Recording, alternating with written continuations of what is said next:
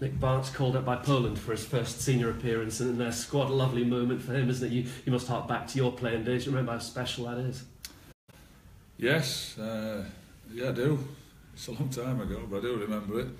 Owen Hand ringing me at Manchester City and telling me I was going to be called up. How thrilled I was! It was great news, and I loved it. And then Bart's had a smile on his face from ear to ear since yesterday.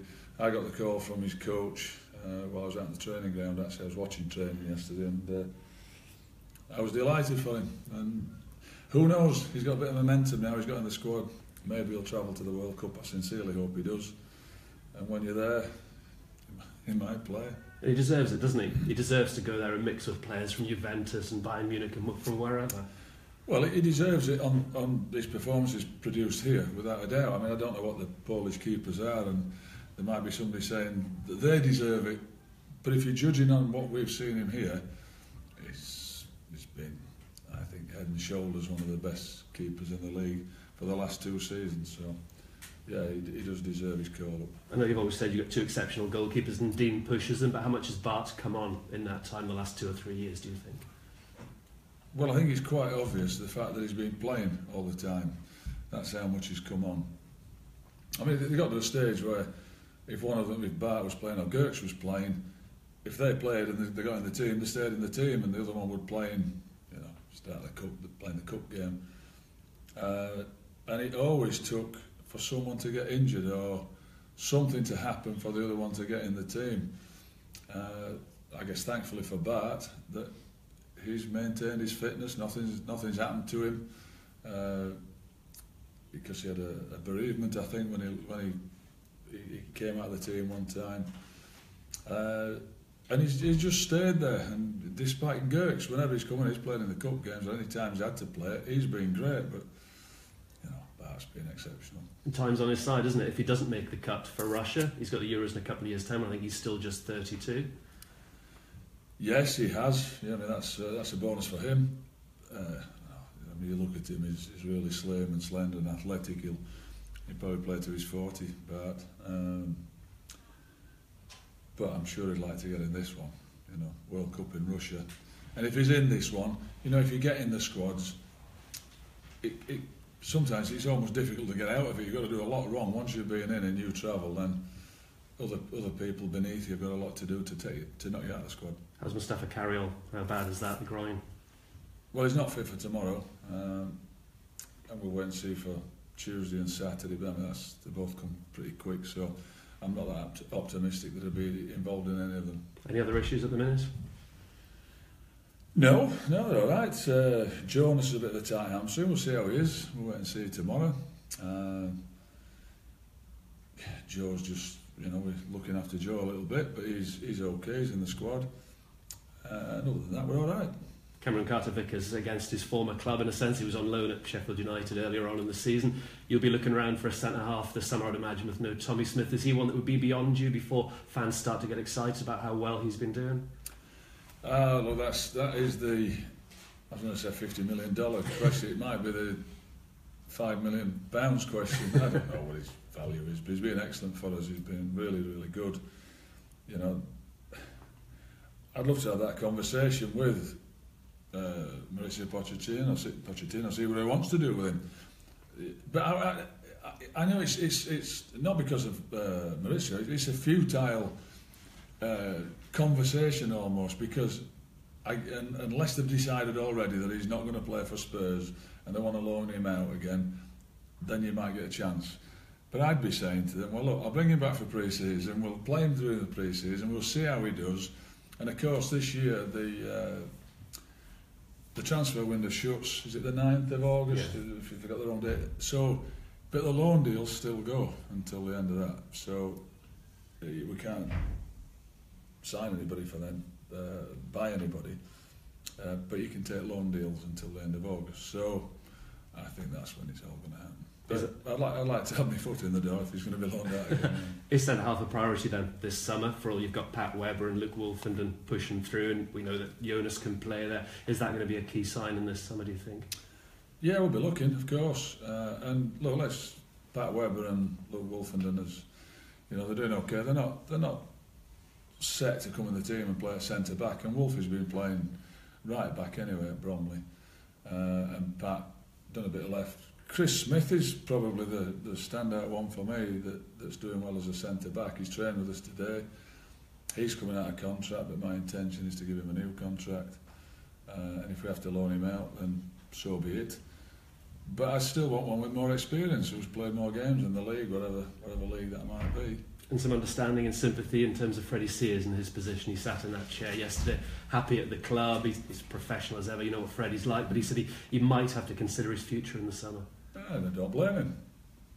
I think he's got a year to run his contract. I don't know if that's an option yet. I'm not sure off the top of my head.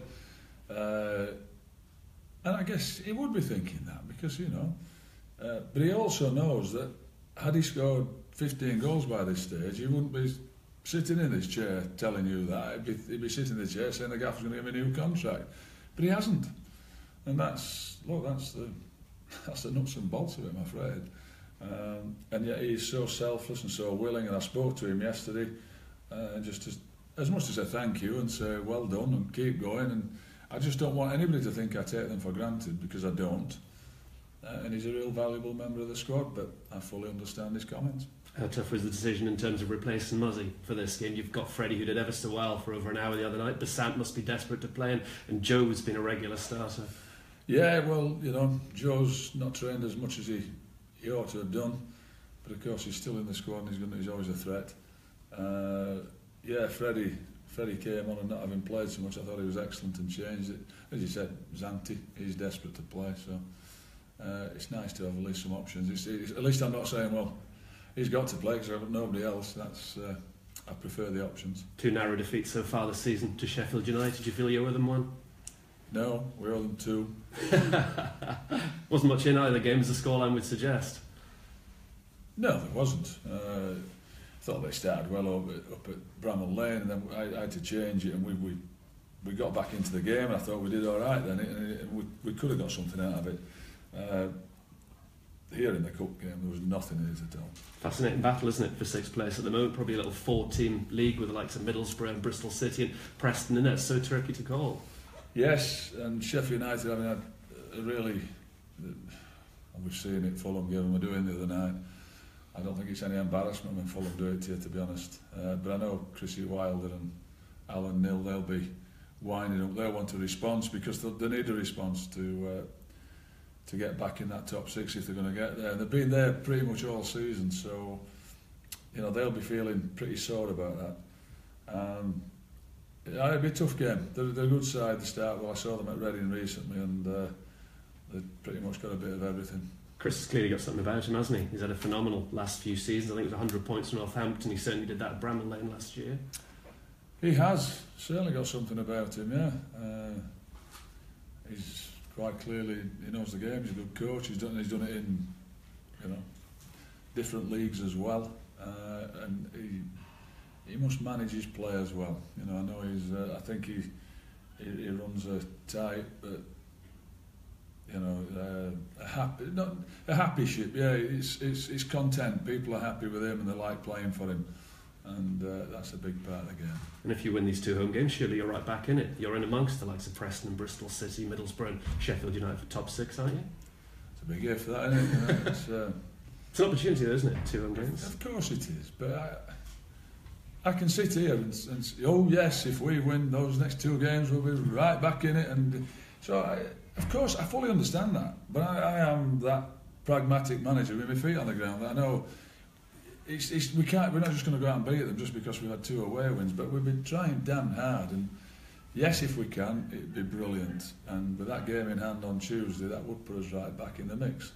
And I hope the players ran my words down my throat. I didn't say it with that intention. I said it because I believed it, that I thought it was unlikely we'll get in the playoffs, and I still think it will.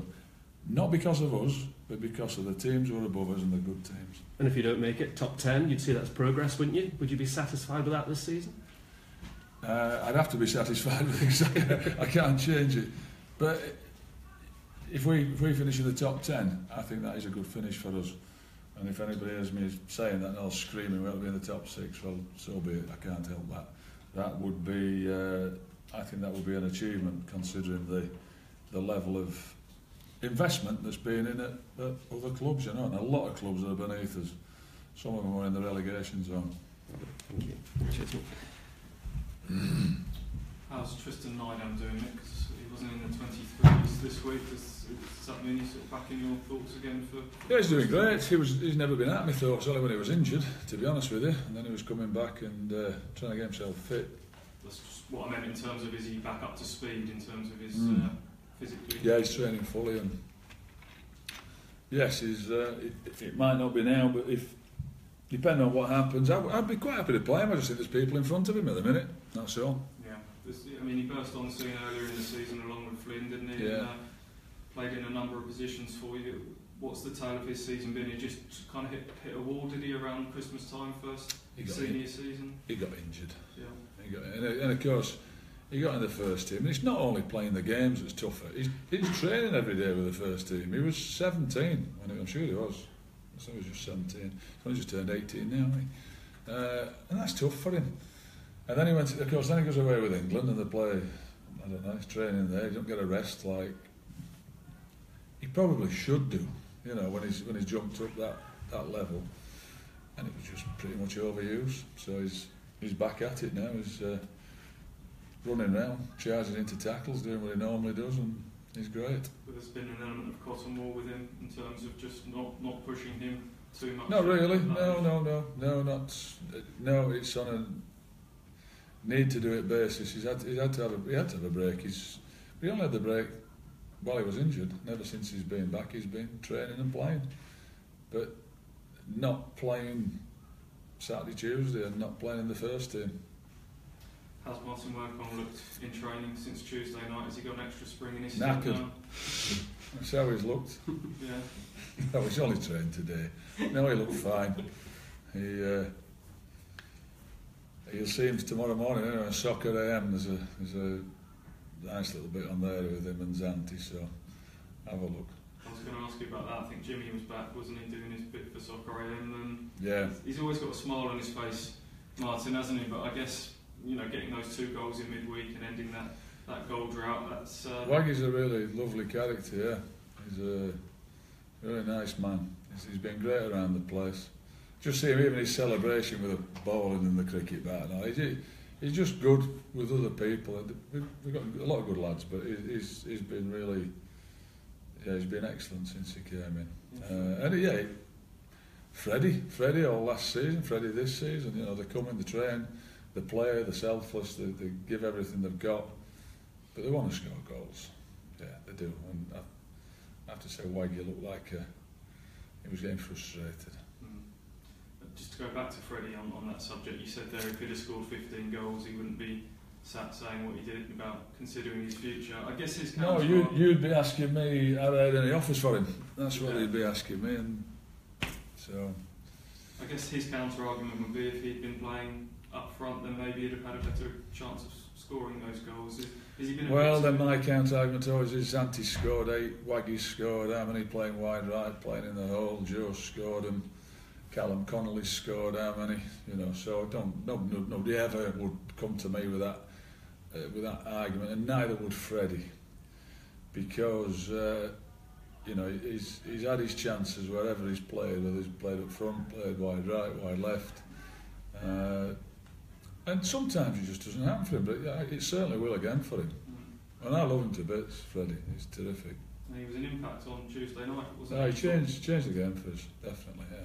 Different type of threat, perhaps playing further forward. You talked about him being able to run in behind and got the assist and almost set up another. Yeah, well, Muzzy was... Yeah, he don't even get the blooming assists, and quite clearly, his first bit of it was, but Callum gets it for heading it back. He was a constant pest. He really was a threat. And Muzzy's different. Muzzy dropped in and he could pick it up and run with the ball, but yeah, Freddie was... he was a real threat the other night. What's Joe? You talked about managing Joe. You talked about bumps and bruises last week. Is it just the way Joe plays physically? He's just taken. He's had a bang on his knee, and he's been having to manage that. So he just not being able to train regularly. You can't. there's a gradual decrease in your fitness and your level if you're playing on Saturday, you don't train until Thursday or Friday, and then you keep doing that week in, week out. That's hard to continue doing that. And so it's just the bang on his knee that's been the problem, really. Strikes me as someone that would maybe not be telling you about little knocks if he'd want to be out there and playing. Is that? Oh yeah, he comes in every morning in my office and we shake hands with him. Morning Joe, morning Gaff. How you doing Joe? Great. And I know full well when he limps out he's not, but I don't argue with him because he's that kind. He puts that positive persona. Yeah, so you're kind of making that decision for him at the moment, are you? And just kind of like midweek sort of taking him out. Yeah. Going back to Cameron Carter-Vickers, were you surprised that he became available in January? He started 18 games for Sheffield United. The team Sheffield United was flying as well. I was extremely and pleasantly surprised. We were looking for a defender, and usual one in January. You know, couldn't do this because it's too expensive. He's going somewhere else.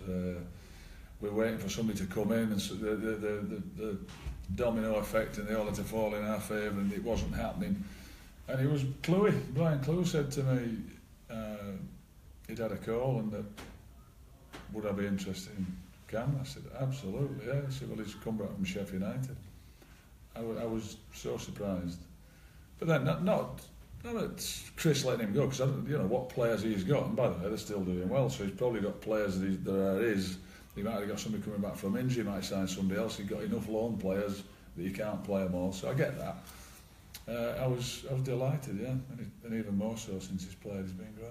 How much of a difference has he made? Because you've certainly tightened up defensively over the last few weeks. It's kind of coincided with his arrival, hasn't it? Yes, I think it's coincided with playing three at the back, to be honest. I know that was the first game against Norwich, but they've enjoyed playing it. They think that it's made us a little bit more solid, I think. It's given us at least, whatever I play in front of them, we've got 5 big defenders that can defend free kicks and corners and throw-ins if needs be. That does make a difference because in this league you can play great and get beat with a free kick or a corner. Yeah, he's just added to it. He's been very, very good, but I think so have Chamber and Webber playing in that 3. With these 2 games on the horizon, obviously away from home, you've been getting the results and been excellent. The home form's not been as good in recent weeks. I think 1 win in 7, not scoring too many goals at Portman Road. Can you put your finger on why that is? No, I can't. No, just one of those things sometimes that happens. I haven't got an answer for you. We try and do the same. We approach the game away from home at Sheffield Wednesday the same we approach it here at Portman Road. I don't change. We play the same way, so I haven't got an answer for you, unfortunately. I haven't got answers to everything, although I try. I didn't know if the players, almost because the crowds have been lower, the atmosphere has been flat at times, obviously the odd chance as well. Does that make a difficult atmosphere for the players? Or? If that's what you think, then you're right. I'm not got an answer for you, and I'm not going to blame that either. Yeah. So I don't think I am, not a chance. No, that's fine, but it'd be good. We don't sit in that dressing room worrying about whatever's going to go on, and we don't talk about it. We go out and try and win the game, and it only happens as it happens. And we set off with that positive intention, and we try our best to win the game. We'll be doing the same with these next 2, and I have no idea why. How much of an impact can the crowd have in these next 2 games? You've just off the back of 2 really good away results. We're talking about the outside chance of a top 6. Can they really give you an extra lift, an extra something? The home crowd can always give you an extra lift, of course. I've always said at every club I've been at, come and support the team, because that's what you're doing essentially. You're coming to support the team, and it helps if you get good support. And if it's rubbish at the end, then boo by all means. I'm cool with that. I'm never worried about that at all. We're at Sheffield Wednesday. There was 22,000 there, and to be fair, they were still trying to get their team going, trying to get them at it, and we played well. So yes, the home crowd is a big advantage if partisan, we're noisy, and they support the players. You've talked before about it being a symbiotic relationship. Whose do you think is the greater onus on the players to do something to get the spark the crowd, or vice versa? It's our job to play well and try and entertain them and win games. But surely, if I go to anywhere, if I go to the pictures or to the theatre or to a game of football, I go with the intention of enjoying it and supporting it. And that's, you know, I keep saying whatever happens here, they support this club, and by doing it with the money first and foremost, and then the support at the grounds, it makes a hell of a difference. Come on, you all know it does. You're asking me the question because of certain reasons. I fully understand that, but come and support the lads. Come and get behind them. Start off. Make it an atmosphere. Blooming out. We went to Sheffield United and it was throbbing, that place. So, and when we've had it, and we've had it over the years, we've had it. And some of the Tuesday night games, I can remember looking back. Some of the games we played Palace here and we beat them 3-0, and we were struggling then. We needed to get out of the relegation zone. Middlesbrough, and we slapped them down here, and the place is rocking. So I'd like to get it like that again, because we all enjoy it more, and of course the fans do as well. Sometimes it just takes something in the first 5 minutes, a thumping tackle, a mazy run or something, and that's the spark, isn't it? And then you're away then. Yeah, it is. Look, I went to Millwall against Cardiff, and I mean, to be fair, they were, you know, at it, partisan to start with. And then Hutchinson had a tackle on the big centre-half, and he lifted the crowd, and that was the one thing after 20 minutes, and he sparked them into life, and he sparked the team into life.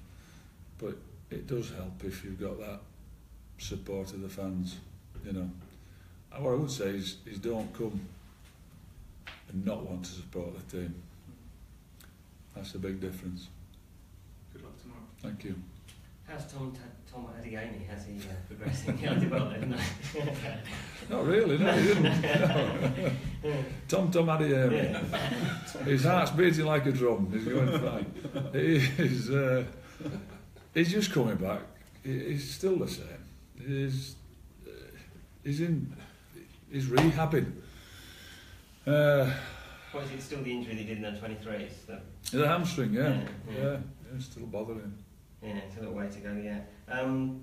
We spoke about quite a lot of Richard Stearman, I was going to mention him when we talked about Carter Vickers coming from Sheffield United. He obviously is at Sheffield United now. Terrific servant to you right early in your town career. Terrific servant to me at Wolves. But yes, he was. And I'm going back to that Crystal Palace game. We were getting a bit of a doing here. And Steers went flying into Johnny Parr, and it was an unbelievable tie. He won the ball, but Johnny Parr was carted off, sadly for him. That started that game. We beat him 3-0 then. I think Frank Noble had an epiphany that night. He went round by it, and but that one thing is what Steers just asked me about. Can set it off, and it did. But yeah, Steers was great. He's a really good guy, and he's been a good servant for me. But every club he's been at, he's done well. And we mentioned quite a lot of the other players that are out on loan. Josh Emanuel, we've not spoken about for a long time. I think one of them a remarkable run of form at the moment. They've won 7 in a row, and he played every game, I think. That's great. It's fantastic for him. He's still in your plans for next year. That was a view for experience rather than for him sort of to be offloaded or anything like that. Well, there's a lot of people watched him, and we'll take the view on him as to, you know, whether he's going to come back and play. If he's not going to come back and play, then he might have to stay out again or do something else. He's got to come and get back in the team. But he's done well. He's had a good season. I mean, obviously he'll be one right back down next season, presumably with Dominic being a lone player. So yes, the potential for him to come back in pre-season and show what he can do. I'm going to do what all the managers do to me. We'll bring him back, we'll have a look at him, we'll bring him into pre-season, and we'll gauge it from there. That's exactly what we'll do, yeah. I reckon we'll hear that a lot over the next 6 months, won't we? Excellent, thank you. No problem. Cheers, mate. Thank you.